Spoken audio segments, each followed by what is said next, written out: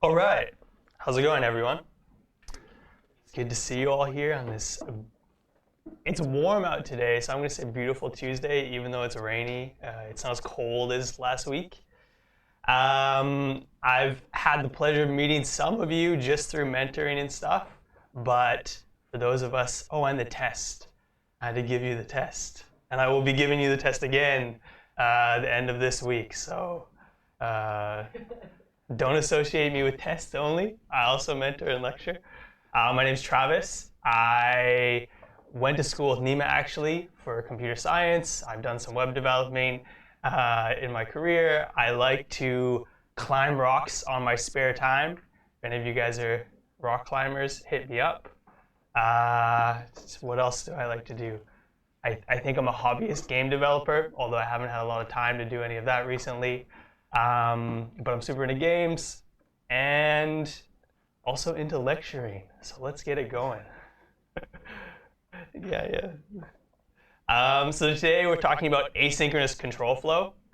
We'll get into what that means throughout the lecture. The points we're going to hit are, what is the difference between this new word, maybe, asynchronous, and another word, synchronous. We're going to look at a couple things that are asynchronous, whatever that means. Set timeout, set interval, file system things, and events and event handling. Before we get too much into that, something that's really crucial to understanding and using asynchronous control flow is something we learned, I think Thursday last week, if not sooner, is callbacks. So before anything, maybe we can just as a group jump into what are callbacks. So I've got a little file here, folder. We'll make a new file. I'm going to call it callbacks.js. Oh, actually, the other thing I might do with you guys, and you guys can let me know how much you find this helpful or not. There's a little bit of software called Codecast, if it comes up. This will let me share some folders or files with you. That way I know it's sometimes hard to follow along on the screen up here if I'm doing coding. With Codecast, I can share the file and you can look at it directly in your browser or your computer. So we are in Lighthouse, lectures. We're week 2, we're day 2, and specifically, I'm going to be writing stuff in this code folder. We're going to go live. I'm going to make it public.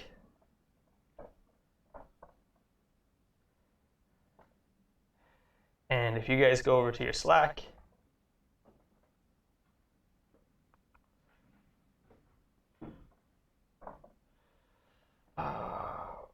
web.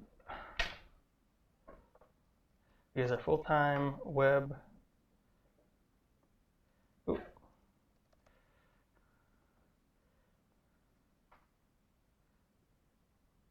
There we go.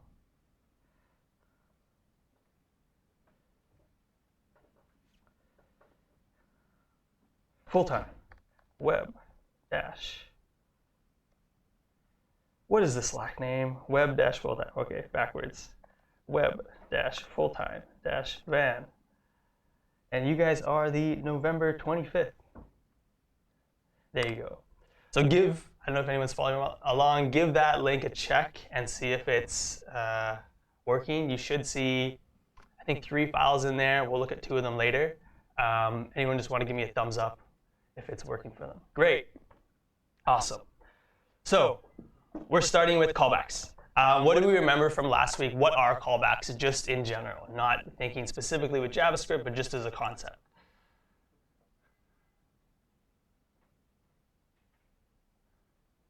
Yeah. Functions that get called by other functions. Great summary. Anything else that they involve? Or what else did we talk about when we were thinking about callbacks?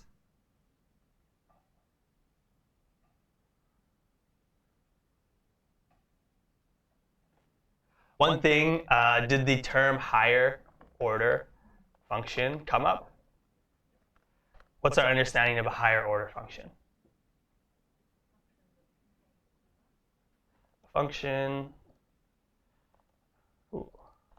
that contains a callback.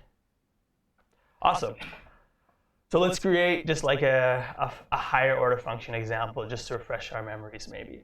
So starting with a non-higher order function, let's call this my printer.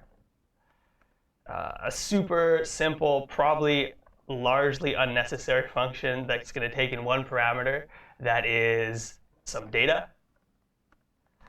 And then we're going to console log printing and then the data.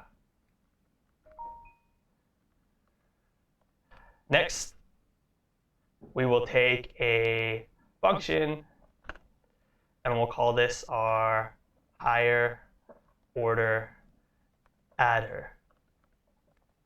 This is going to take in 3 parameters, number 1, number 2, and a printer.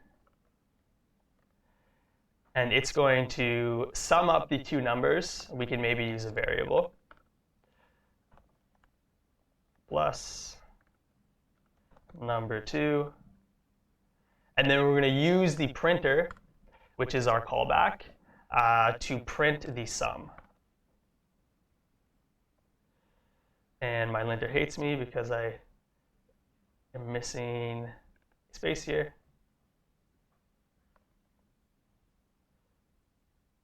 Now, if I call higher order, not adder, there we go, with the numbers 5, 6, and then I pass it my printer, what can we expect this function to do?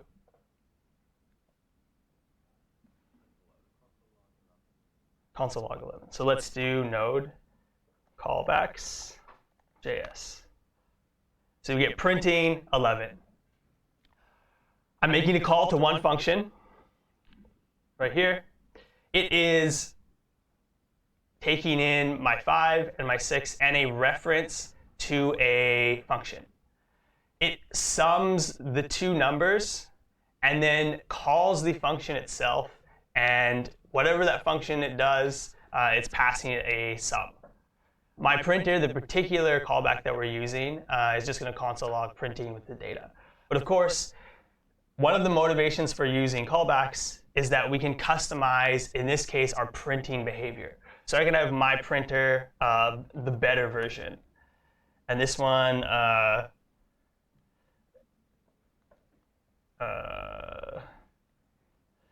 has like some obnoxious caps and like funny characters. And then we can do one instance of a higher order adder with my printer and one instance with my printer better.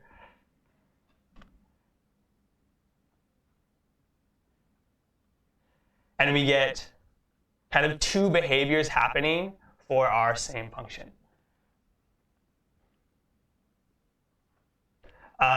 In general, like callbacks, they help us customize our functions. They help us swap out pieces of logic for other pieces of logic.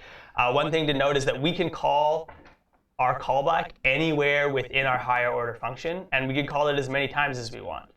So I can do printer, and I can just give it second thing to print. And I could do it again and again. And our callback will work. Now we're getting the sum number and then a second thing to print for both of our cases.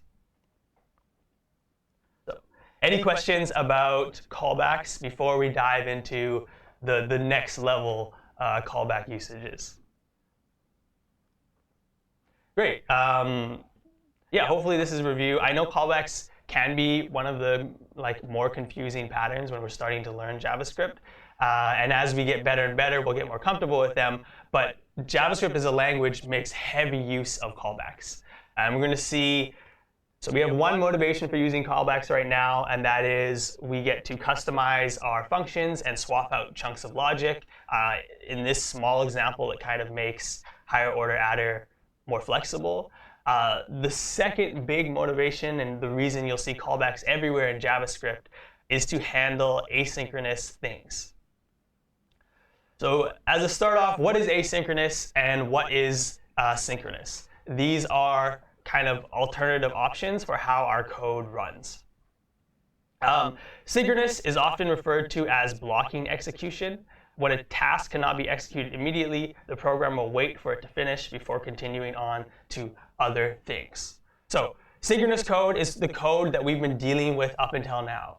When we have 22 lines of code, the code is executed from top to bottom, and one line after another either gets stored for later or executed. So our file here, we start at the top, there's some comments. We define myPrinter as a function. We're not running it right away, so we just kind of store it in memory. We come down, we call lines 9, 10, 11. Again, they're stored in memory. We're creating a lot of functions, so another function stored in memory. But for lines 20, we're calling higher order adder. We're going into our function, and we're running lines 14. Then we're running line 15, which jumps up into our printer, running line 6. If we had a simpler program here, let sum equals 0, sum plus equals 1, sum plus equals 5, console log sum, and so on and so forth. Our code is executed line 1, line 2, line 3, and then line 4, one after another. Line 3 waits until line 2 finishes, as for every other line in this block of code. This is referred to as synchronous execution, or blocking that we just said. The reason it's blocking is because line 2 blocks the execution of line 3 until it's finished. On the other hand, asynchronous, often referred to as non-blocking, is when a task cannot be executed immediately. The program will continue to do other things. It's like, I'm not going to wait on this. It seems like it's taking a while. Let's consider that maybe adding 5 to our sum was like a big, extraneous task for our program. The asynchronous approach would be to say, hey, I've got better stuff to do than just wait around for the sum to finish. I'm going to do the stuff that I can, maybe console log the sum, and then eventually this can finish in its own time. The metaphor that is somewhat helpful for thinking of asynchronous versus synchronous execution is thinking of like a waiter in a restaurant or cafe or something. Traditional good waiters and good restaurants in general follow an asynchronous flow. So when your waiter comes up and asks for your order at your table, he takes down the order and he goes back to the chefs and he passes it off. He then immediately goes and gets another order and then passes it back to the chef. Only when one order is completed does he take that food and deliver it to the customer. A synchronous waiter/restaurant would be like a horrible experience. This would be where you would go down, place your order, the order would go back to the cooks, deliver the order, and then just sit there and wait. There could be tons of people in the restaurant, but he's just waiting until that meal finishes. Once the meal finishes, the waiter would bring it back to the customer, but you would obviously have really long queues, and you'd have a really inefficient, horrible time at this restaurant. So when we're thinking asynchronous, we can think our traditional restaurant experience. Synchronous is you would have to wait along every step of the path for everything to complete.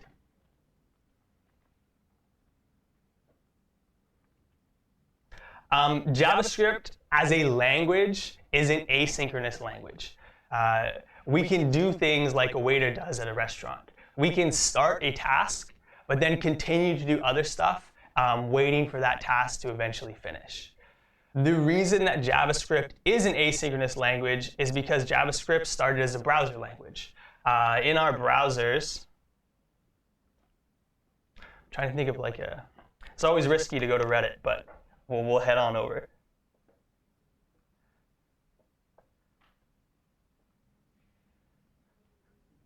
Shout out to so as a browser language, there are a lot of things that can be happening as I interact with, say, this website. I can be clicking on many different buttons. There's a lot of like inputs that I have as a user. I can start to log in. I can click on this nice article on Lil Bub. There are animations that can occur in the browser. If something is loading, we see the rotating scroll or spinner. While the spinner is happening, if our front-end JavaScript was just synchronous, we wouldn't be able to do anything else. The spinner would be going, and we wouldn't be able to click on another link. We wouldn't be able to do a search. We wouldn't be able to have any meaningful interaction with our site. But thanks to asynchronous design of JavaScript, a spinner can be going here, and we can decide, now let's go and look at this other article. Or we can search for something, and as it's going, before, I wasn't fast enough, something else. As it's going, I can pop back to the home page before it finishes. We're allowed to make progress on multiple things at the same time. There's a motivation behind asynchronous control flow. The first example of something asynchronous we're going to look at is a function called setTimeout. So back over here in our bit of test code, we'll start with the console log. And this is going to be before the timeout. Then we'll do a setTimeout. SetTimeout takes two parameters. The first parameter is a function, a callback that you're passing to the setTimeout.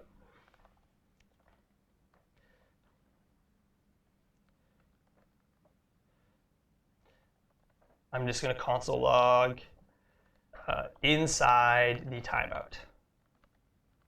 And the second parameter is amount of time to wait before running this function. So if I give it 500 milliseconds, should wait half a second. And then I'm going to do a console log after the timeout.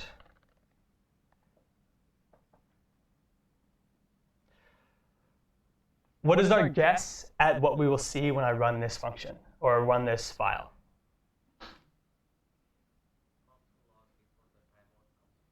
Yep. Uh-huh.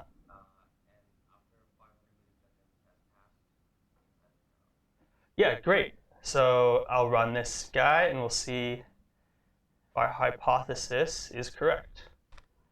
So we get, I'm going to extend this a bunch so we can get it exaggerated. So I'm going to do like 5 seconds. So we get before the timeout, after the timeout, and then we have to wait. And then we get inside the timeout. So right on the nose.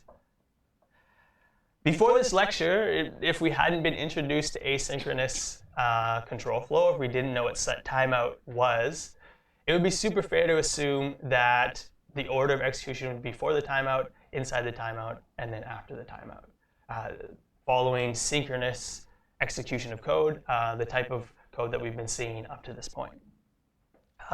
This is our first example of how a callback is now helping with some asynchronous code. The reason we need a callback here is because this whole setTimeout, we're creating in our program, and we're essentially like parking lotting it.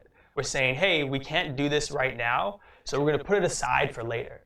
When it finishes, we want to do something. How do we, in code, describe a block of logic that we want to do? We do it with a function. So we give this asynchronous thing a callback or a function to eventually run. If we talk this out, we're saying, when 5 seconds has passed, run this block of code.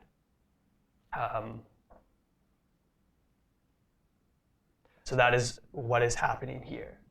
without a callback, like if we didn't pass a function, can we think of any way that we could, have something meaningful happen after 5 seconds?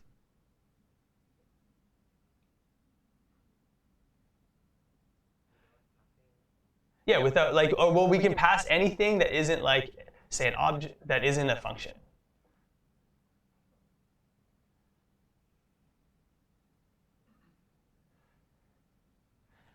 And there is not a great way to do this, and that's the reason that we need callbacks. Like if I pass this a 5, I could maybe think that, okay, set timeout by default, maybe console logs this 5 after 5 seconds. Or maybe I can pass an object, and there's some default behavior that set timeout does. But no matter what set timeout would do, I'm kind of restricted in its decision of what it should do with my initial parameter that I'm passing. Whereas when I'm passing it a function, I can come up with any behavior that I want that the set timeout will do after the elapsed 5 seconds. There's a question. Sorry? Yeah, super great question. So the question was, can I do a variable assignment inside set timeout? I can do anything inside set timeout or this callback that I would do inside of a normal function. So I've done an anonymous function here. I can do let new thing equal 5. I can add that to my log. I could do a bunch of logic inside of here. I'm going to tone down the 5-second wait. Inside the timeout 5. As with any other callback, I can also extract this, and instead of doing an anonymous function, I can give it a named function, constant after timeout. And I can pass a reference to that function inside of my timeout.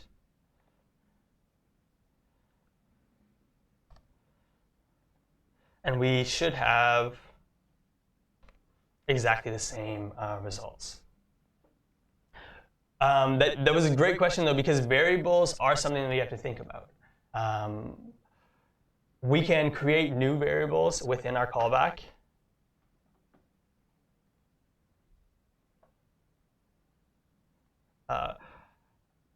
What happens if we try to use existing variables? So this is something that's existing. We'll start it at 5. What if I want to log inside the timeout plus existing? In other words, what is the scope? What is the variables that are accessible within this callback function? Especially when it is within an asynchronous function, an asynchronous higher order function.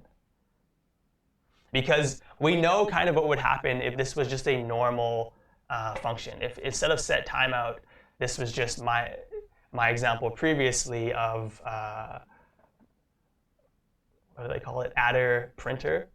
And I used a variable within that function, we would just have access to wherever this function is defined, the scope around that function.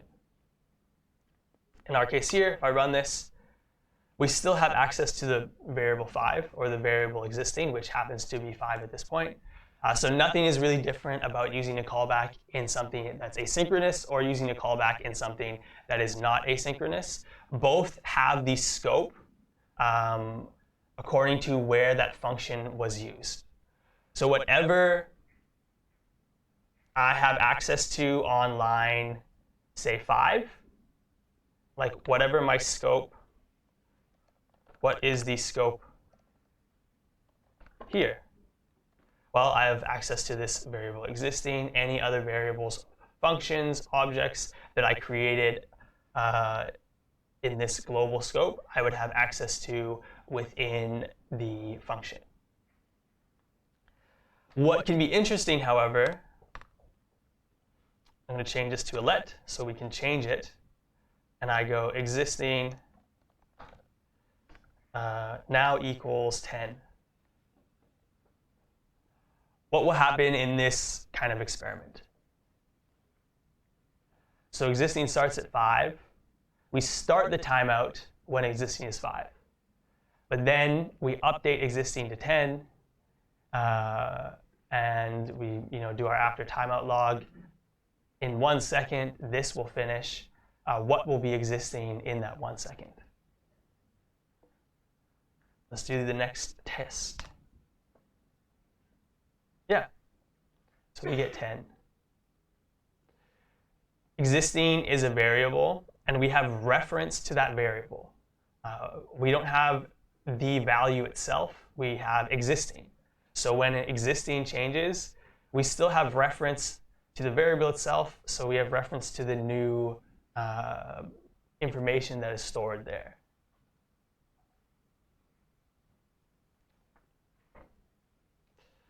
Any questions so far on our asynchronousness? Yeah. Is there any default wait period for the JavaScript for calling the, for execution? Like, for example, if instead timeout, you have 1 second specified, but say I don't specify any sort of amount of wait time. So would it like decide, hey, you know what, I need to go to the next step before waiting for it? Yeah, so if I do this, for example, and I give nothing, or if I give 0, like don't wait at all, what happens? Well, kind of 2 options in my mind. Either now our code starts to run like synchronously, we do a before timeout, we get here and it says, hey, wait 0 seconds, so we do it right away. We get inside timeout, and then we get after the timeout. Or we still get asynchronous flow, where this happens, then this happens, then this one, but this one just happens like as soon as possible. In this case, it's the second. So we get before timeout, after timeout, and then inside timeout, even though it's 0. And if we put no time, the default is 0 as well. So we get this happening out. We'll look in a moment why that happens, because that might be our first kind of conflict of understanding asynchronous control flow. It's like, hey, we said that this should happen right at 0. It doesn't seem to be doing that. In fact, the first thing we can throw out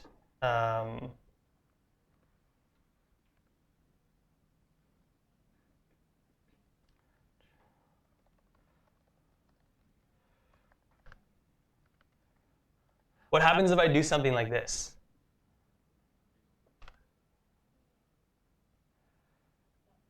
So, yeah, it's going to be stuck. Eventually, maybe. But would this ever happen? I'm looping forever, so I'm going to get way past whatever time that I get here. I could even do like a more moderate version of this and say like wait 1 millisecond, and then maybe while, or like a for loop that goes from 0 to 100,000.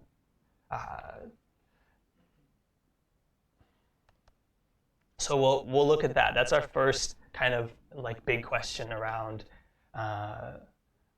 asynchronous patterns. There's another function that will come up that is also asynchronous called setInterval. It functions very similar to setTimeout, but with setInterval, it still takes 2 parameters, one a function to run, and the second a time. SetInterval will run this callback every whatever time that you pass. So in our case, every 2 seconds. SetTimeout will do that code once. SetInterval will do it an infinite amount of times until you clear the interval. We don't want to wait too much.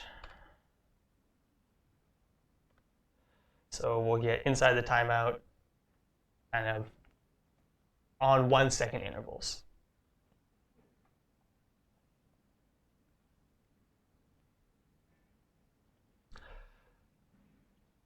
So when we create something that's asynchronous, the asynchronous block of code gets put in something called the event queue. So in JavaScript, code that can't be run right away gets put in this event queue.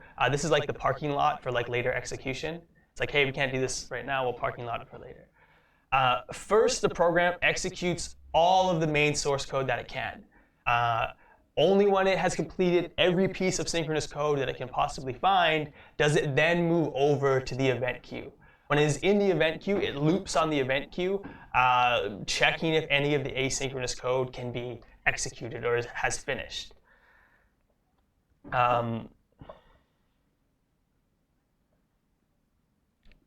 So this is our source code in my very crude diagram. We're going like line by line. So we hit line 1, it's synchronous. So we execute that function or that line of code. We hit this blue box. This is our first maybe asynchronous piece. We can't execute this right away, so it gets moved over here to an event queue. So we grab this guy, this one, and it gets moved over to the event queue. We continue down the list, executing line by line. We might encounter more asynchronous stuff. If we do, we grab it and we move it over to the event queue. Then we continue line by line. If this is a really big document, we might run like 10,000 lines of code. There's no guarantee when we will finish executing our source code. We could hit an infinite loop and just spin here forever. Only when we've finished all of the code that can be run in here are we going to move over to the event queue. Once all of this code is finished, we pop over here, and then we start to, my drawing's not working. We start to just spin on the event queue. We check the first thing. Hey, did this thing finish? If it's a set timeout, we're checking, has the minimum amount of time that was specified, 2, 3, 4, 5 seconds, has that much time passed? If it hasn't, we move on to the second thing. We check here. Is this thing finished? Has the amount of time passed? If not, then we kind of loop back to the top of the event queue and just start from top to bottom. Eventually, we'll hit something where this is ready. This is like in the restaurant, we have a burger that is now ready to be delivered. We will grab this and we will execute the callback associated with this asynchronous piece of code. And then we'll go to the second thing. We'll just spin on this. Eventually, we can execute the piece of code that has to do with this. So that answers kind of our question of, well, if we put like an asynchronous thing and we want it to be executed right away or it happens really fast, those things don't matter. It is always going to happen after our initial file is run.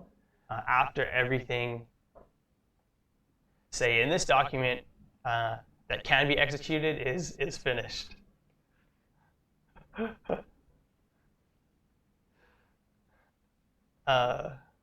Yeah.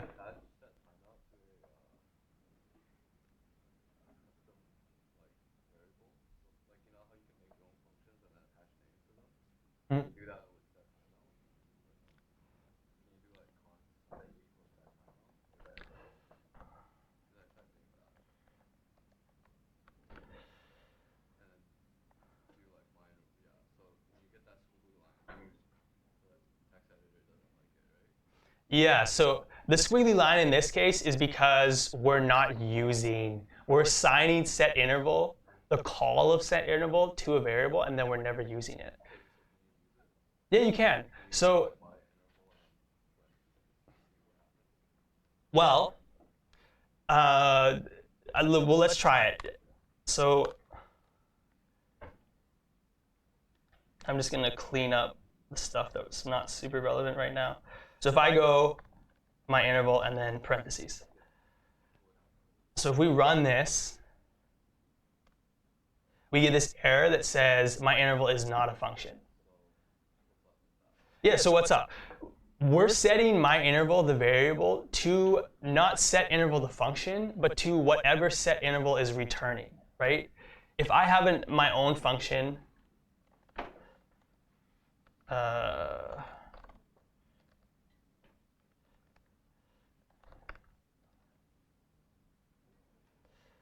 and I go thing equals func, and I'm running it, thing is not pointing to this guy, the function. It's pointing to whatever running that function has been resolved to, or what it has returned. So thing, if we console log here,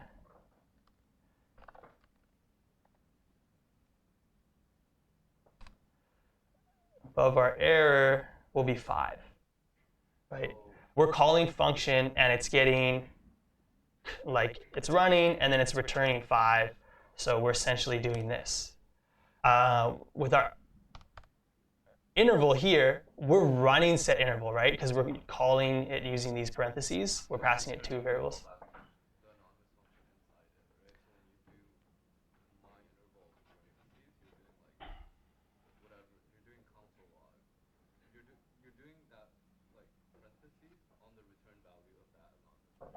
Yeah, exactly. We're doing the parentheses on the return value of this. But because we didn't create set interval ourselves, we don't know what it's returning. Like we could look in documentation, we could do some experimenting, but there's no guarantee of what it's going to return. I mean, what I would do is I'm just going to console log my interval, and we can see what it's returning. Oops.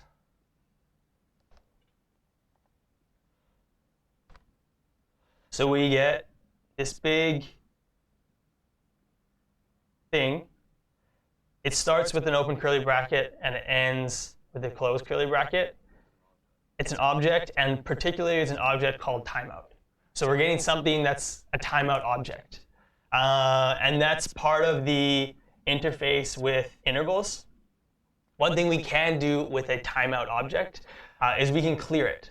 So this interval is running every 1 second. What happens if we want to stop it? Well, we could stop the program, but that doesn't really help us if we wanted to do something else after this interval finished. The thing that's returned has an option for us to go myInterval dot clear.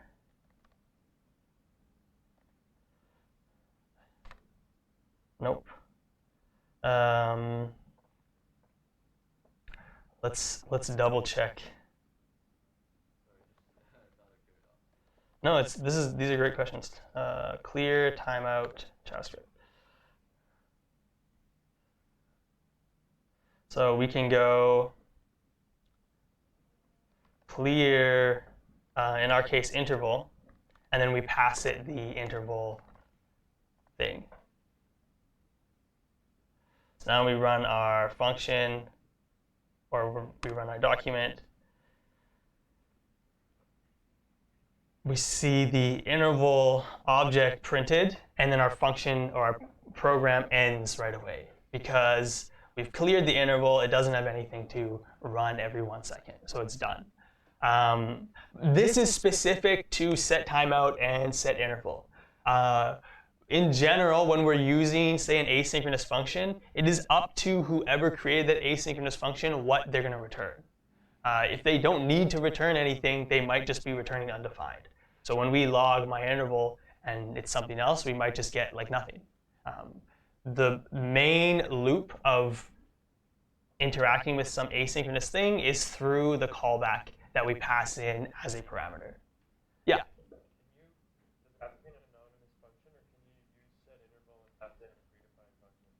No, yeah, we can pass it in.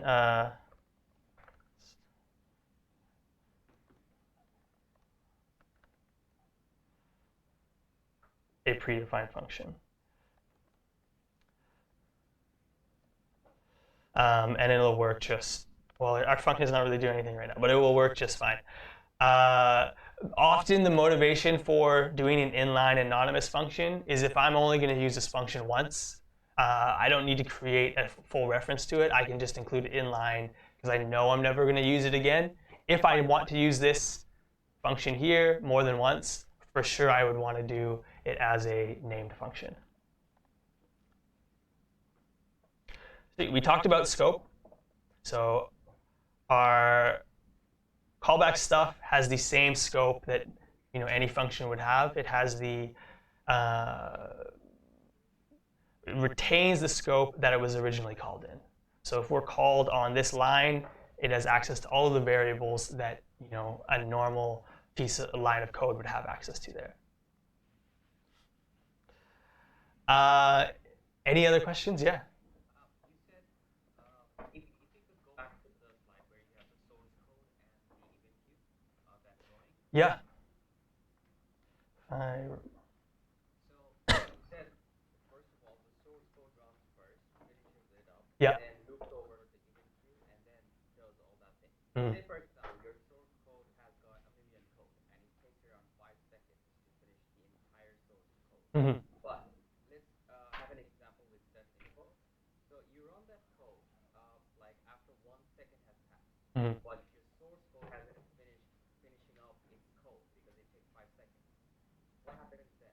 Like, would it wait 5 seconds before running that 1 second interval on the event queue? So Or would it break?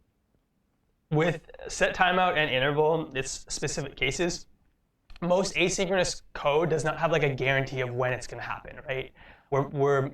A lot of asynchronous code has to do with input-output, things that our computer has to wait on, no matter how small. So input being anything I do as a user, whether I'm typing in a phrase, whether I'm clicking on a button, anything like that.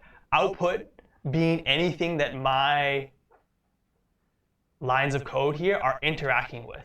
This could be, reading a file, writing to a file.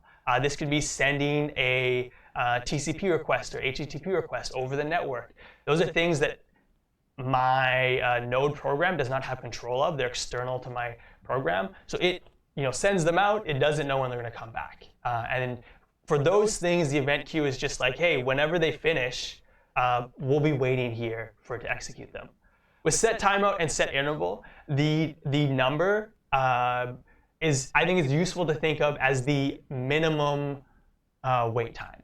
In the best case, when we set a timeout for 5 seconds, it will be run in 5 seconds. In the worst case, it could be never, or it could be in like half an hour later.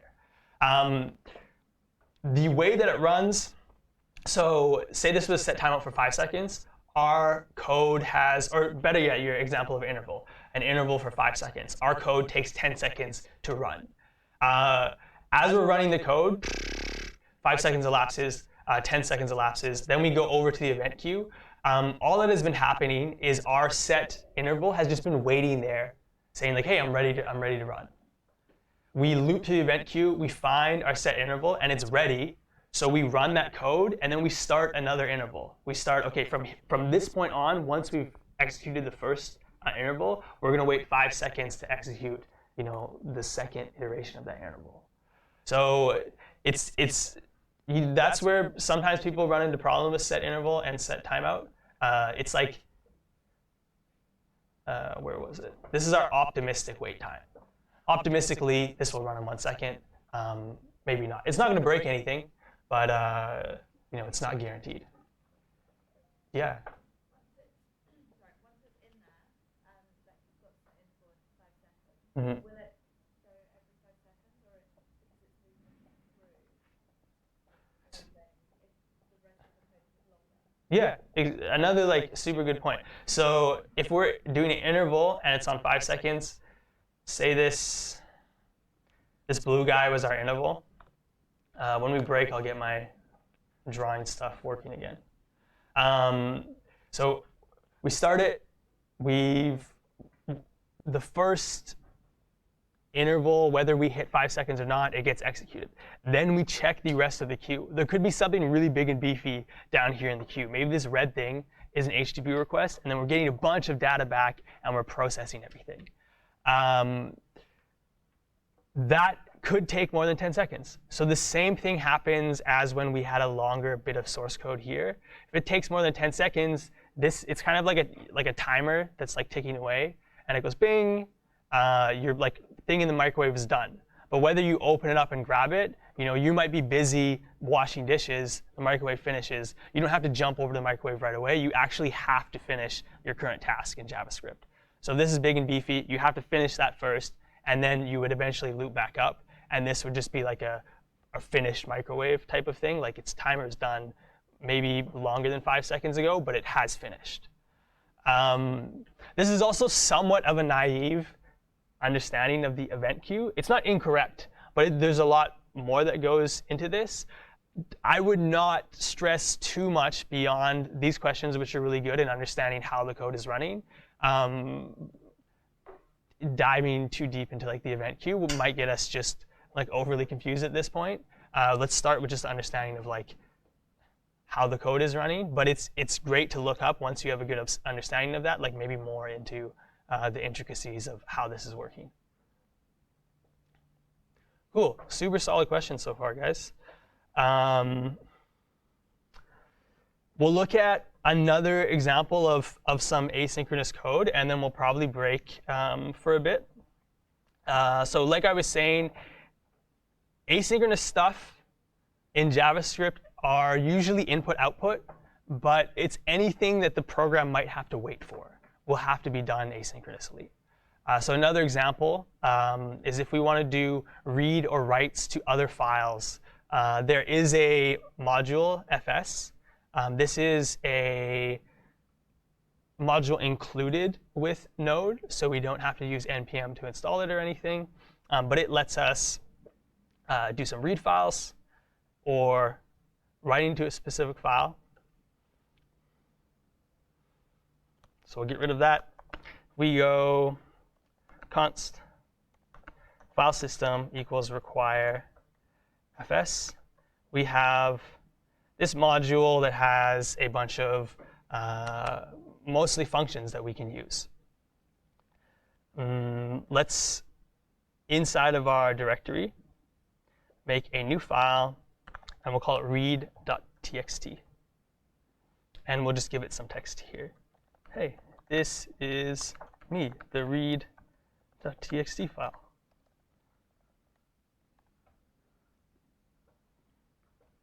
Over in our, let's switch the name of this from callbacks to async. Oh, we already have one. Async stuff.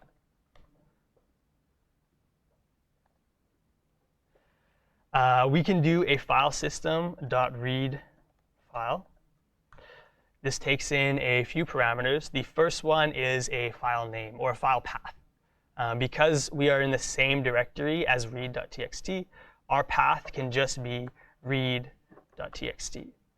If it was in a subfolder, we might go slash the subfolder slash read text. If it was above us, we could do the dot dot slash. Any pathing things would work with read file. Second parameter is how to interpret the data that will be inside of this file. We're going to say UTF-8. This is a character set encoding.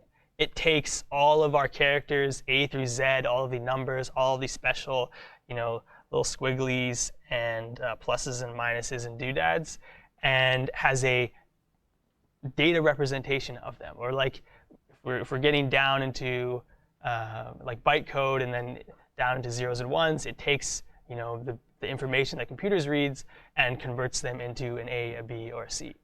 So I'm saying in this file, everything in there is going to be UTF-8. It's not going to be like image data. It's not going to be video data. It's going to be text data.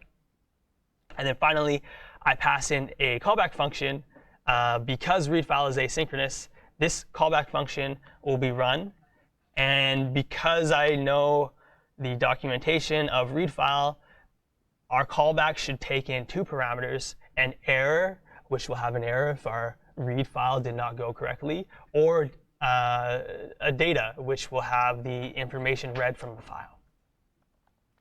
I can then go console.log.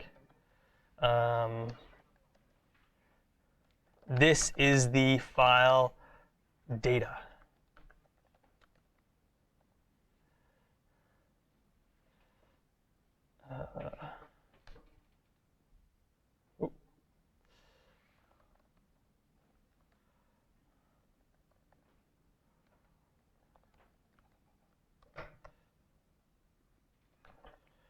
OK, so similar to before, we have before the async thing, we have after the async thing, and we have a console log inside of our asynchronous thing that is hopefully going to be logging the data of read text.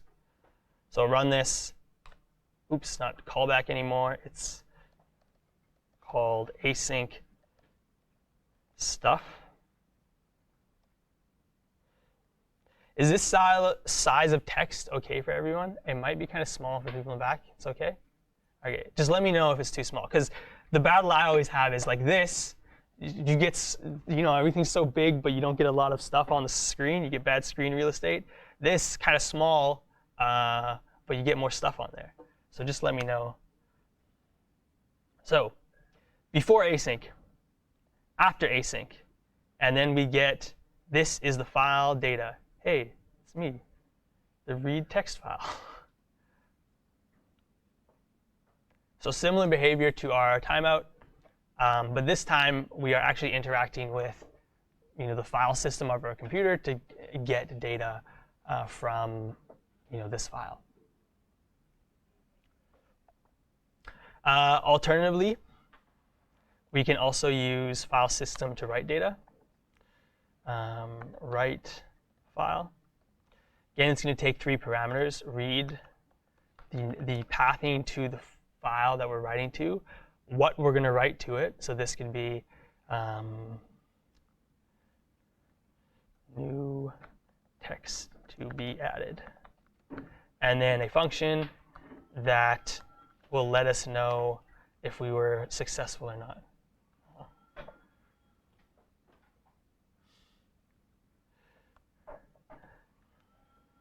So if there's no error, then we know that we did write to the file. So I'm going to do a console log of wrote to text read.txt. Else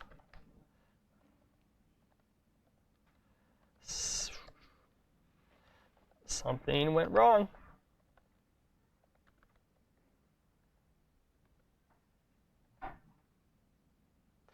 So we're applying it where we're writing to, what we're writing, and what to do when we're done writing. Before async, after async, and wrote to read.txt. So we're successful. If we open up read.txt, we see that it now has different contents, new text to be added.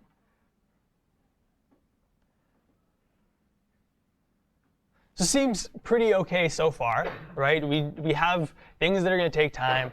We're throwing them off for later. We can continue doing our stuff. It's very handy because there's a lot of stuff that maybe doesn't depend on this write file. So in here, everything 16 and downwards, we don't need the result of the write.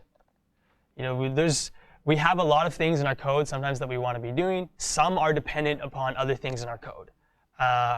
Earlier when we were doing this read file, maybe some of the stuff that we're getting from this file, we want to then take and process and do other things. In that case, everything that depends on this data, has to be included here, right? So this could end up being a lot of code. Sometimes you'll have files where it's a read file or something asynchronous. And then most of the code is in your callback because everything you want to do depends on the data you're getting from that file. That's totally an option. But if it isn't and you have other things that you can make progress on, it's nice to be able to continue it down here after your read file.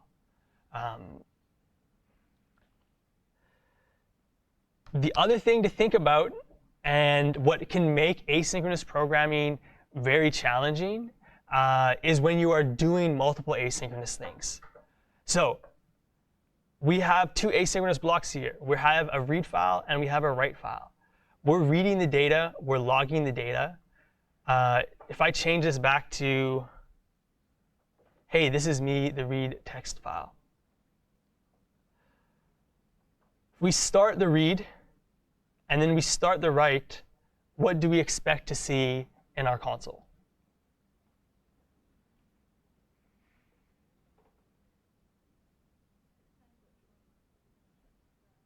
Yeah, it depends which one finishes first. What we would probably like to see, based on the order of the code that we put down, is for us to read the current value of the file and then write to it. Let's see if that happens. So we get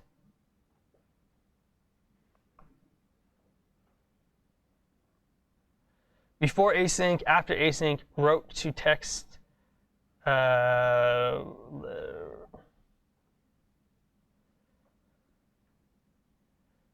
Where is this? Oh, I didn't save this. Silly, silly, silly. Try again. Before async, after async. Then we get wrote to read, and then we get the log of what was read from the file. So this is now the new stuff. This is the file data. The new text to be added is the new stuff. Based on the order that we put this code down, it's probably not what we wanted. We probably wanted to read this first and then rewrite it to the other thing. This is something to be careful about. When we do multiple asynchronous things, we don't really have a guarantee of what will happen first. I mean, it is somewhat predictable in the sense that we can look up more into the event queue and we can find out like how things tend to be executed. There's some things that take preference over others, but in general, it's not a system that we can like predict. So if we wanted to do a write file after this read file, in our bit of code here, what might be a solution for us? Yeah. Nice. So the suggestion was .then. .then is a handler for promises. Promises are another way of dealing with asynchronous code. We'll be looking at promises, I think, next week. But yeah, promises help us to think about this. If we wanted to just do this with callbacks, what I would do is I would just move this write file into the callback of my read file. So now if we run this, well, let's save this. So we have the old text and the new text. So before async, after async, those are our synchronous things. Our first asynchronous thing to run is, hey, this is the file data. Hey, it's me. So we're getting our read file, and we're logging the results of our file. Only when that first asynchronous thing is finished do we start a second asynchronous thing. Our second asynchronous thing writes to the file and then tells us that it completed. But now we forced it to have the correct ordering. So we get thing 1 happening, and then in the callback of thing 1, we're starting thing 2. This is the only way that we can guarantee what order our asynchronous things are happening. We have to put new asynchronous things in the callbacks of the old asynchronous things. We're forcing an ordering. If we just put them separate like this, and say we had 5 other things, it's kind of undetermined what order these will execute in, and can depend on like a lot of external factors. There's no, like I said, you can look into the event queue and get an idea of the preference of some ordering things, but if your operating system or your computer takes extra long to do something, the stuff will go in different orders. So you have to make use of the callbacks to enforce the ordering of stuff. Great. We're going to take a 15-minute break, so we'll come back at 11:15. If you guys think of any questions during that time, and we can start with questions when we come back, you still have access to the code share, or the codecast.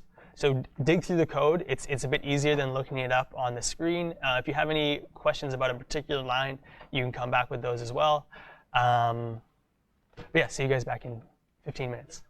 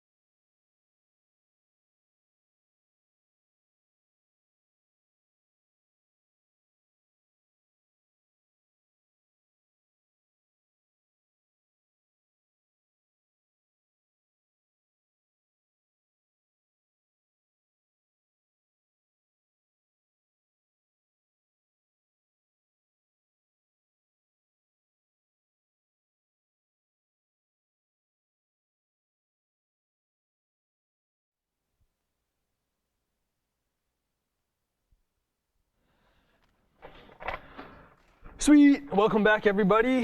Did anyone think of any questions over the break?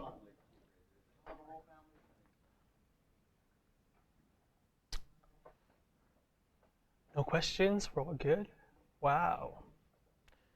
You guys are smart. Okay. I have a block of code, and this I would really encourage you to use Codecast for this, just because it's a code that I'm not going to write with you. But I want to look at it, and from our current understanding of asynchronous control flow, I want us to think about these questions. First, what will be the output of this function or this program? Like, what will each output show? Output being like a console log. What will the result be equal to? How do we get the updated data back? When does the functions called higher order func finish running? And since that function finishes running before the set timeout fires, how can the set timeout callback modify the data? Those last three we'll look at more as we examine this code. So we have a higher order function. It's most of the lines of code of this file. It takes in a single parameter, a callback. We start by declaring an object and storing it in a variable with the key initials and the value yv.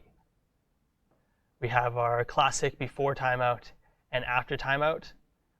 We start a timeout inside of this function that then modifies our object to have new initials and then calls the callback.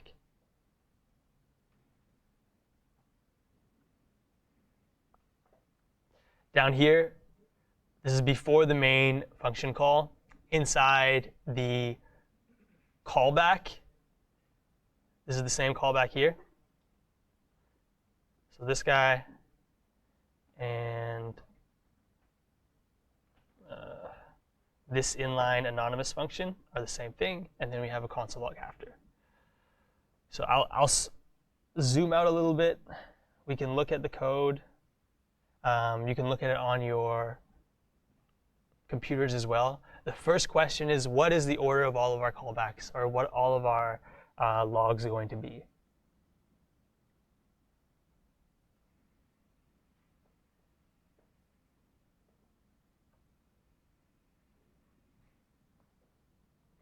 Is anyone brave and has a guess for me?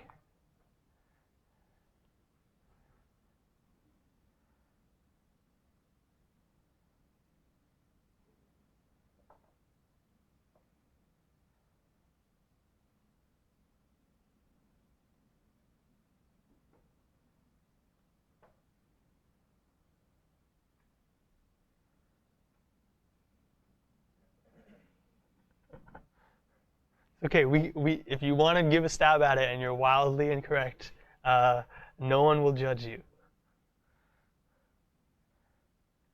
Yeah. So we're starting here.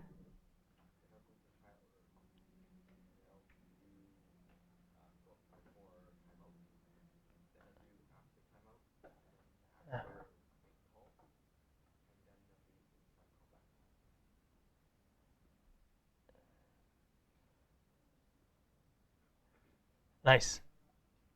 So yeah, we're from lines 1 through 15, we're just defining that function.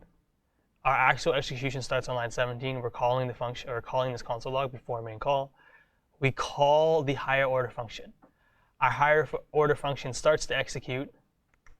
We go lines 2, 3, 4. We hit a console log that we can do. We do before timeout call.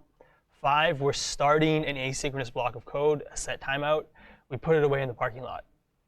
We hit 11, and then 12, we start another console log. We do an after timeout call, and then we finish our function.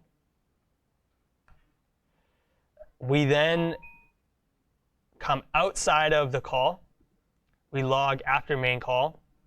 Only after we're done all of our synchronous stuff do we finish the set timeout, and the set timeout calls our callback, which is here. and we get inside callback. So that was our first question. Our second question was, what will result be equal to? So result is this variable here. When we call higher order function, what will result be equal to? This is, again, higher order function.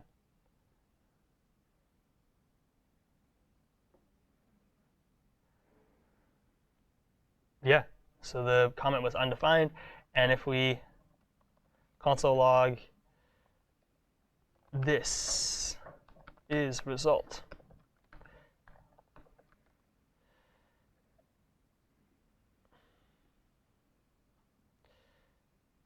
And we run our example, we get before main call, before timeout call, after timeout call. This is the result. It's undefined. That was our second question. After main call and then inside callback. So the same order we thought, and yeah, it's returning undefined. Such a good boy. Next thing, how do we get the updated data back? Can we just return it? So by updated data, it means we have data here starting at YV. We update it within our set timeout to YAV. How do we get that in the context down here? We want the data sometime after we've called this higher order function. How can we get it? Our first thought might be, and the one that it suggests here, can we just return it? So down here on line 15, let's do a return of data. If we do this, we will get data out. It will no longer be undefined. But the initials are YV. Because of course, by the time we hit line 15 and we're returning stuff out, our asynchronous thing has not had the time to finish. It has not had the time to reassign the initials to YAV. So this is not going to work. This is not our way of getting the updated data. What's another way of getting this updated data? Somewhere down here.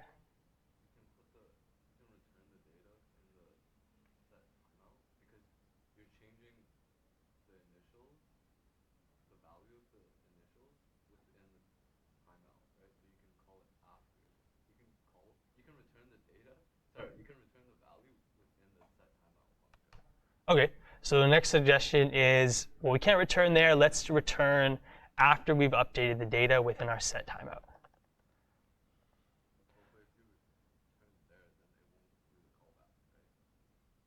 Well, let's test. So we'll try this.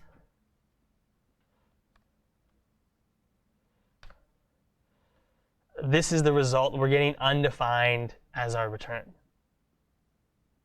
So it doesn't seem to be working either.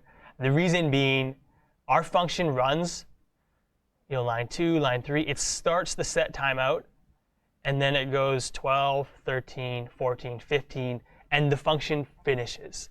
When a function finishes, it default returns undefined if nothing has been returned at that point. There's nothing smart enough about a function where it's going to say, like, hey, I know there's a return inside of this timeout. I will wait until I return anything before I finish the function. A function can't do that. It can only run synchronously and return what it returns. Even if it could do that, like we're running this function here, if we're assuming that we can just console log result after after this occurs, then that means that somehow this is running synchronously. Or we're getting everything, we're getting the return from something that's asynchronous in a synchronous manner. We're getting it the immediate line after. We're not waiting for the event queue to finish. So that's not going to be a way that we can do it. Any other suggestions?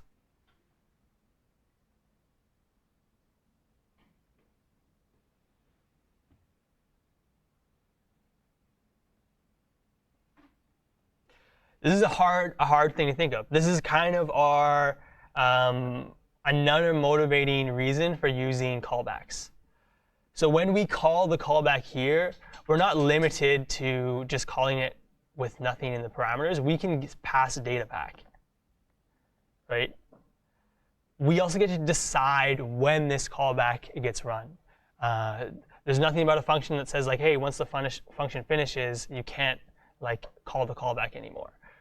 Our set timeout has reference to this callback because it was created in this scope. Earlier we said, if we created that like thing and we set it equal to 5, then anything in our set timeout would have access to that variable. Here we're getting an extension of that where our set timeout still has access to data. It also still has access to callback. So the thinking is this will call. It'll do everything that it can synchronously. We'll get these two console logs after the fact. But when our callback, when our timeout finishes, we can then decide to run the callback with the data kind of as an asynchronous return. We're returning the data. We're sending the data into our callback here. Inside callback, we can also log, here is the data.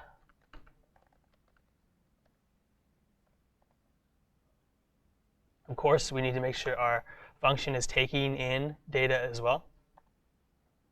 And now when we run our code, our initial result is still undefined. But when our callback is run, we are forwarding that data, the most up-to-date data, into the callback. So callbacks can be executed after something asynchronous has occurred.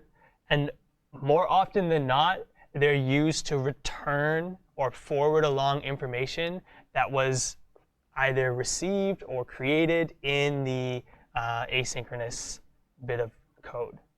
So this stuff's happening asynchronously.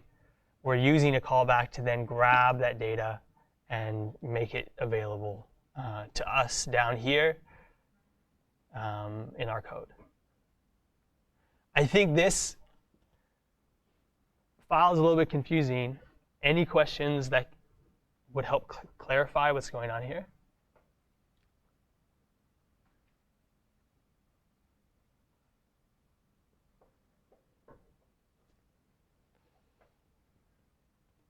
Yeah. So we're still not setting result equal to data. Exactly. We're not setting result equal to our data. And we can't do that because when we go result equals this, we're immediately, when this line runs, setting the result of higher order function, or the return of higher order function to the result. It happens synchronously, and the data we want happens asynchronously inside higher order function. So we just can't make those two styles of execution get along, and we need to handle it with a callback, which is our method for dealing with asynchronous stuff. Yeah. So the comment was, anytime we want to use the data or any data from a big asynchronous chunk, we'd probably have to deal with it inside of a callback. And that's true. And again, this could end up in a real application being like a lot of your code could end up happening here. If most of your code depends on this updated data, then most of your code is going to have to occur inside the callback itself. You'll be finding other tools to deal with asynchronous code like as you go forward, but they're all building around this kind of idea of callbacks. And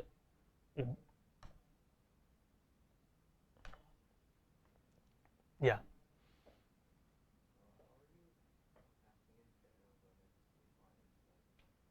Sorry?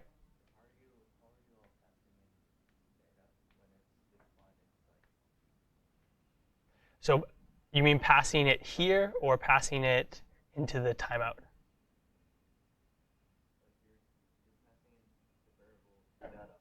Like the object of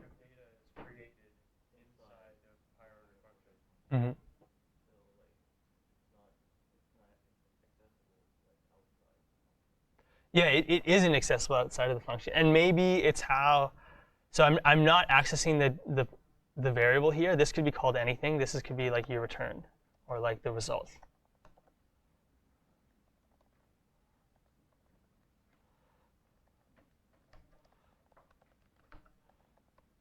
The way I like to think about it is I've defined a function, and the function has this like box, and on the front of this box is a big label that says result.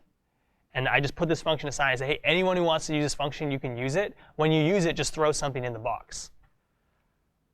So eventually, higher order function uses that function, and they put the data inside of the box. The function receives this box. It doesn't know what's inside of it necessarily. It just knows that the thing is now called result. And it can do things to result, like it just, console logs result. Again, this is my bad with naming. Maybe I'll call this return. Can't use return. Yeah, that's a good one. Outcome. Yeah. So you're saying that, like, essentially that until the asynchronous code actually runs, that outcome is just an empty container? Like, because it hasn't actually spit out data, it's just telling the code that it's like, or labeled result or whatever. So when something does come out of higher order function, it's going to be accessible by looking at result. Yeah, before set timeout gets called, this function here is just kind of like an idea. It's like this function exists, it should take in one thing and it should do this stuff inside of it. But it hasn't been initialized, it hasn't been called. So outcome is not a variable until this line here when we call callback. And on his question, like if you're handling, let's say, an object called data, it's more likely to be outside of that function. So, like, because you're creating that object within the function of higher order function. Is it more likely that you're going to be doing all this to handle an object that's outside of the function? Like, did you just declare it there just to show this, or is there a reason why you'd want to declare something like that within a function that's going to use a timeout?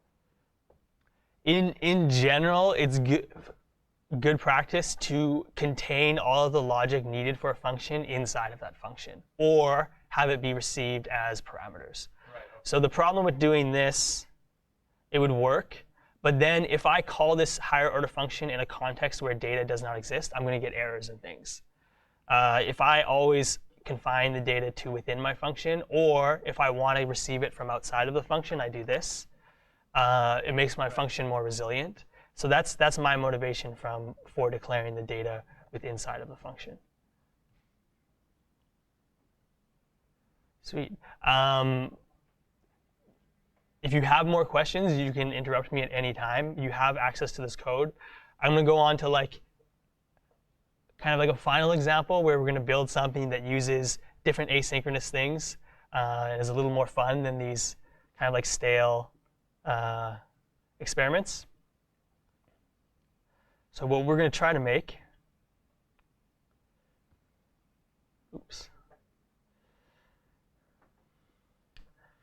we're going to make a typewriter sim. So you want to make a function that simulates a typewriter. It's going to take in user input and save that input to a external file. And we'll try and add some like typewriter-like UI to our program as well. First thing, I'm going to declare a variable file system, and we're going to require file system, because we're going to need it to save our typewriter input to a file. Second thing, you guys remember how to get input from a user? What do I got to do?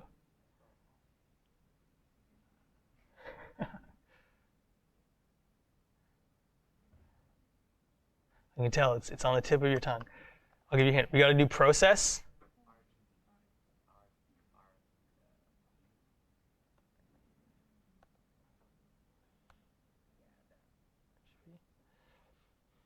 So what does this give us? An array. And it gives us the array of inputs from, if I go node example and then thing here, right? So that's nice. I'm going to show you a second way of getting input from the user that's more interactive, so that as the program's running, it can take in my keystrokes. This is perfectly good, but for a typewriter, I'm going to write some stuff, hit enter. I want to have a ping, and then write more stuff. So I can't do that all in one input. The way I can take in input dynamically is something called the standard in. So process.standardin, and then I'm going to set encoding to say that everything coming in on this standard input depends on how I'm running this program. I'm going to be running in the terminal, so it'll be my terminal input. Should be interpreted as UTF-8. So that was our nice text encoding. I'm going to do a console log where we do a welcome to type sim. We'll do some funky stuff.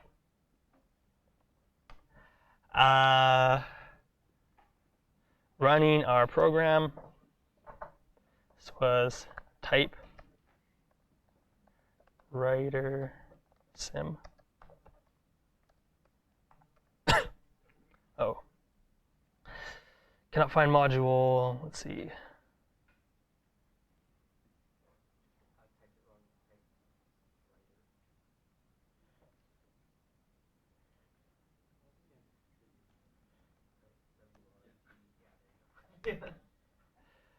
And I didn't save. Many errors happening. So welcome to typesim. But I still get all this noise around it. I want my program to be kind of clean when it executes. So another tool I can use is I can do a console .clear. And that will get rid of anything before this line of text. So we clear everything. And then at this point, instead of the program ending, I would like to receive user input. So receiving user input in this type of way will be asynchronous, because I have to wait for a user to type keys. There's no way that I can have that happen instantly. So anytime you have to wait for something, this is going to be asynchronous. Process.standard in, and then so new syntax we're seeing here. I'm looking at the standard input, and I'm doing a .on. My first parameter is data. And then the second parameter is going to be a function that takes the data and does something with it. Yeah, so this is our new kind of key to think about event listeners. Event listeners deal with asynchronous code as well. Node, as a platform for building JavaScript applications, has a default event listener object. And many things within Node programs build off of that standard template. We can think of it for event listeners. Standard in is one of the many things that builds off of that event listener template. For all of these kind of event listeners, we can use a function .on. And .on is creating a listener that waits for a certain event.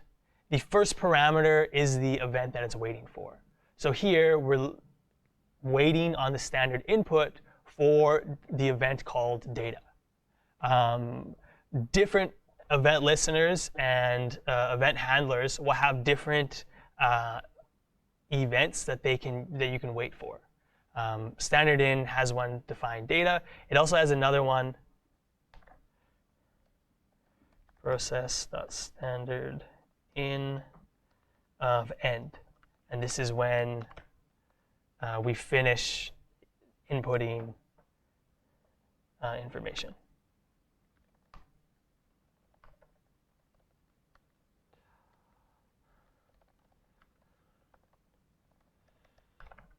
Your content has been saved.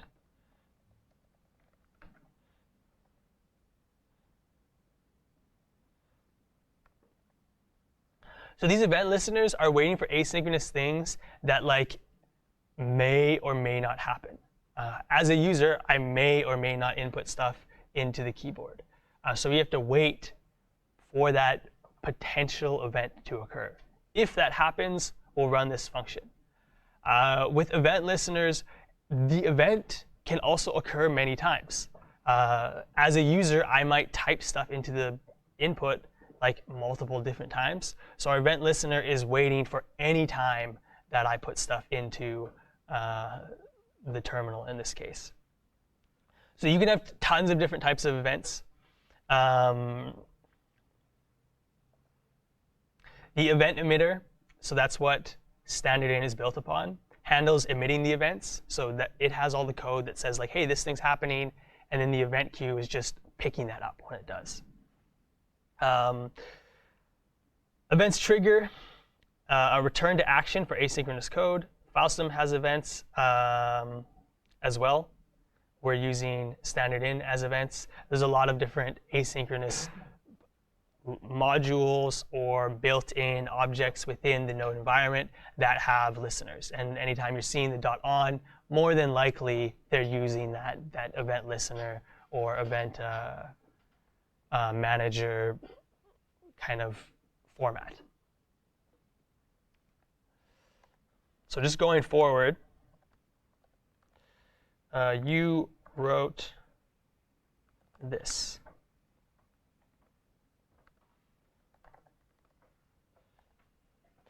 What we should hope to see, so welcome to TypeSim, the function or the program is not ending, and that's because we have two active event listeners. We're running lines 1 through 9. We're setting up event listener here and an event listener here, and the function or the program cannot finish its execution because it still has these open kind of events that it's waiting for. So it's like, hey, these things might happen. I'm not done yet. The first event that we're listening for is input from me as a user. So I can say, is this thing on? And my event listener registers my input, and it fires my callback. And it console logs, you wrote this, is this thing on? So we're receiving input from the user. If I want to stop user input, I can do Control D, and I get thanks for typing, your content has been saved. So we got the first part of our typewriter. When we receive a line of input from a user, what would it make sense to do next with our typewriter?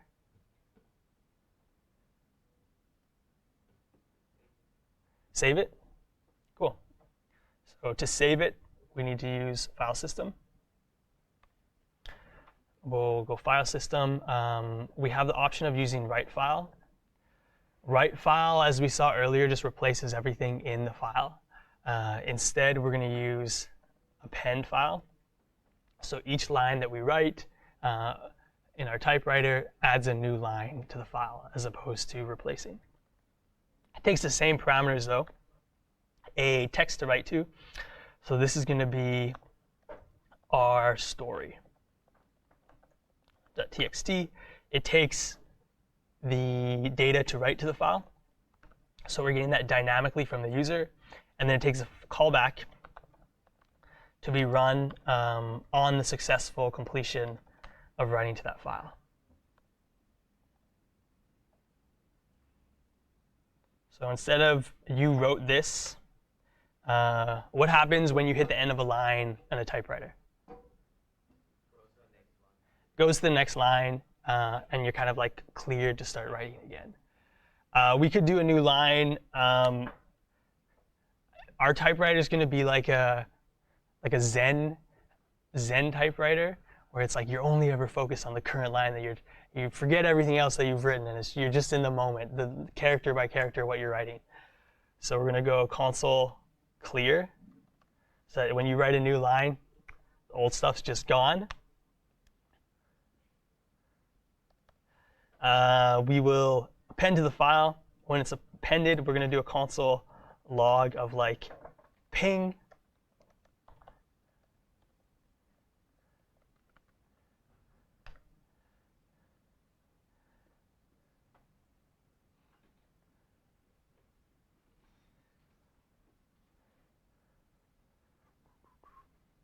Actually, what we can do, well, we'll test it out. So welcome to types sim. So we'll start our story. It was a dark and stormy night. So dark and stormy that I couldn't see and stuff. There was a man, a menacing man, in a trench coat. He was all wet from the storminess. Okay, and then we'll finish. So we should have a new file. It's got our super nice story on it with each new line coming in.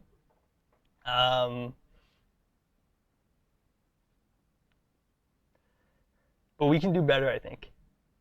Not in the story, though. The story is perfect and probably going to be a bestseller. Did fs.write create that file, story.text?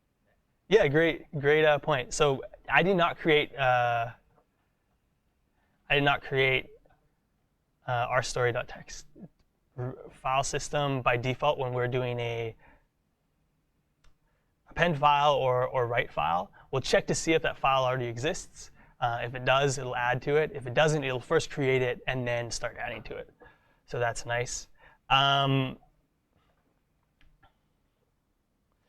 One would be nice is if when I write something, I want it to like ping, and then I want the ping to like go away. Because right now, we write a thing, and it goes ping, and it just like stays there. I don't like that. So if I want ping to disappear after a little bit of time, what could I do? Yeah, we could do a set timeout. So we'll do a set timeout, and in our function, after that set timeout occurs, we can do console.clear. So we can get rid of this stuff, and maybe our set timeout will happen after like half a second.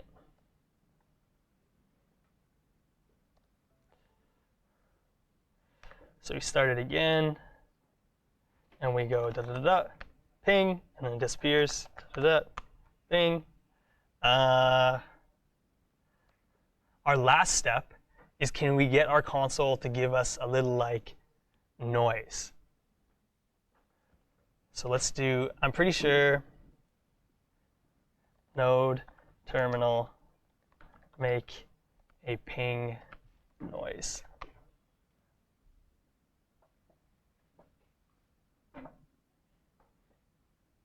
Oh, this one's going to be horrible, I'm pretty sure.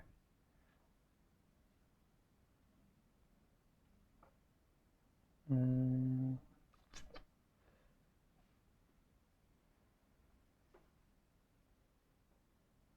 here we go. This will make a noise, but it will probably be a dreaded noise by most of you. Does that? No, we want this happening along with the ping.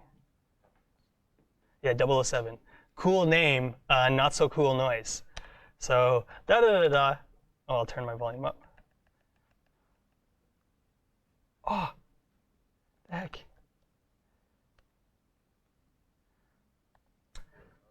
Maybe I have to be in term.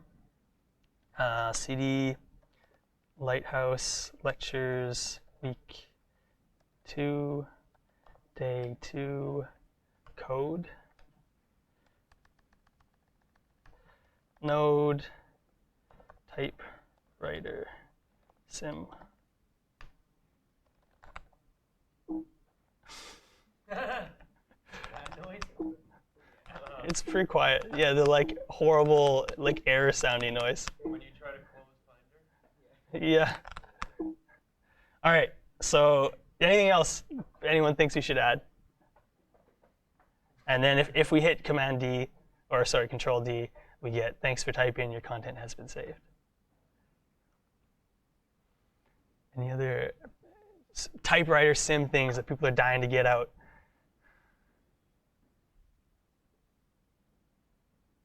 No? All right, then you know what? We're going to make our story the sequel. All right, get ready for more gold. Gold straight to the New York Times bestseller. Okay, so, oh no. You ready? It was another dark and stormy, oh God, night. The air was thick with what, like, mist and storms. The man in the trench coat was No longer wearing the trench coat. was no longer where. That's the great twist of our story, the sequel. Wearing a trench coat. Yes. How could he do? How could we identify him? He was now even more dangerous. And Command D, and we can view our real nice story over here. Oh, this is the first one and the sequel. Oh, the other cool thing we can do. It's thanks to like VS Code's live. Like it watches your files to see if there's any changes and updates them. So if we run our typewriter and we do more stuff, it'll show up here.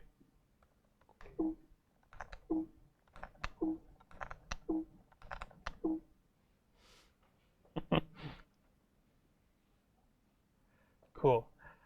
Before we close out, let's look at the code for our nice typewriter sim. And let's just run through what's happening just so we're all clear. Because we're doing 3 asynchronous things in this code, right? We have a file system write, we have standard input that we're getting that's asynchronous, and we're also doing a timeout. So we're getting all of these different asynchronous things, but they're happening in the order that we want them to because we're using the correct order of our callbacks. So we're doing some standard things to set up the standard input, like setting the encoding. We're clearing out the console, and we're giving some like introductory, message about our application. We're then starting an event listener, waiting for data to come in from our standard input. So this gets thrown aside on the event queue and just sits there until we start typing something. We type something and we hit enter.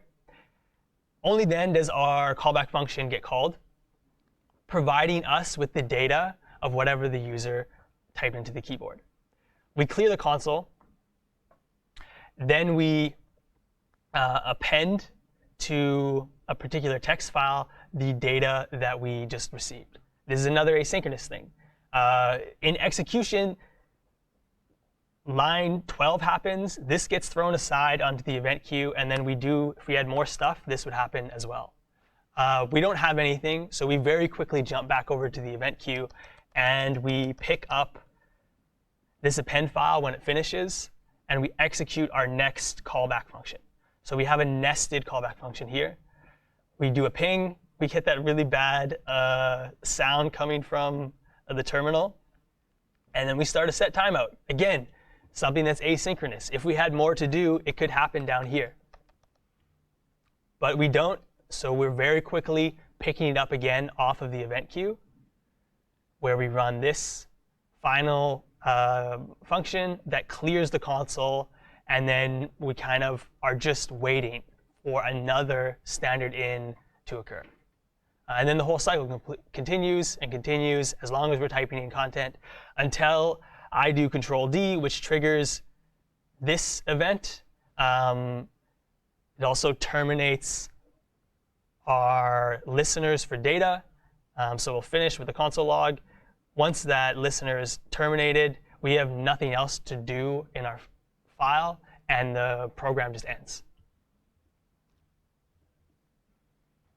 So our three asynchronous things, again, are standard in, append file, and set timeout.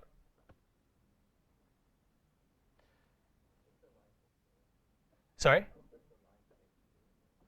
Line 6.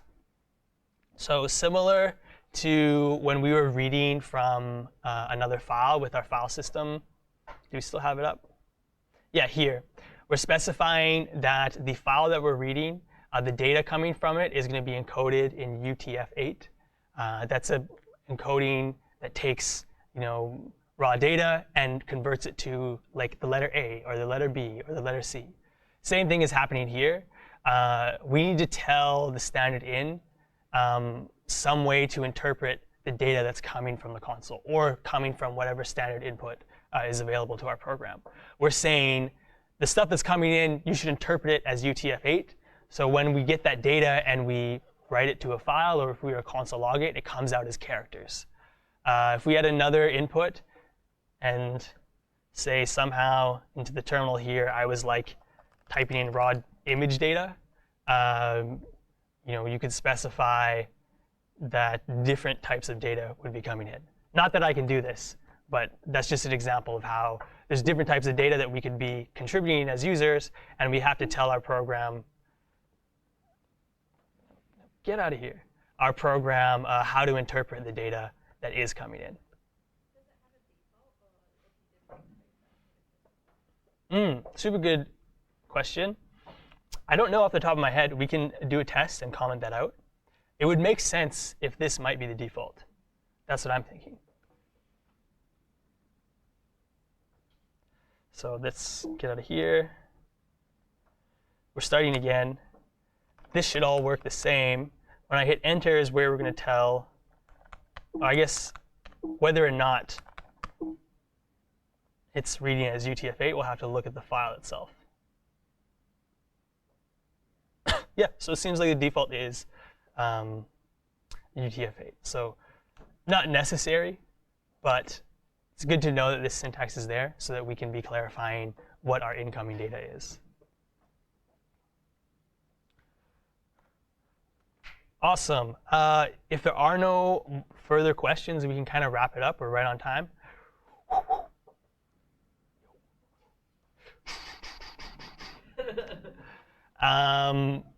I will give you this code and the notes. I'll be around all day, and if you have any other questions on any of this asynchronous stuff, feel free to either hit me up on Slack or just come approach me. I'll be around, and we can look at this or any other stuff that was covered in today's lecture. But hope you guys have an awesome rest of the day, and thanks for listening to me for around 2 hours.